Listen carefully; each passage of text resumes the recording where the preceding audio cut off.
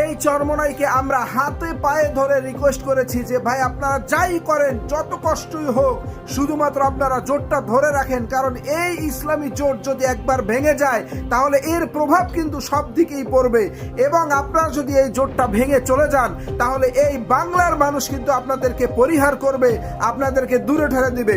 কিন্তু না, তারা কোনোভাবেই সেই আমাদের কথা শুনলো না, কারো কথাই শুনলো না।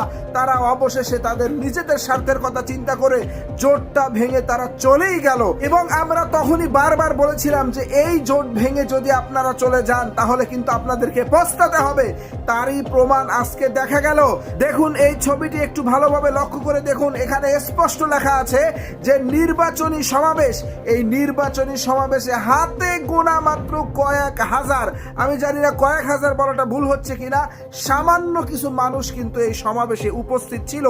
এবং এই সমাবেশে কে উপস্থিত ছিলেন আপনারা জানেন? একটু নিচে ভিডিওটার দিকে তাকান, এখানে চরমোনার স্বয়ং পীর রেজাউল করিম সাহেব নিজে উপস্থিত ছিলেন। সেই সমাবেশে এই অবস্থা হয়েছে।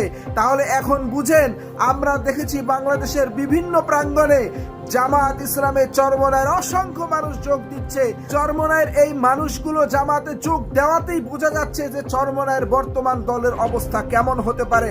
তারা যে ভুল করেছে এই ভুলের মাসুল সারা জীবন তাদেরকে দিতে হবে।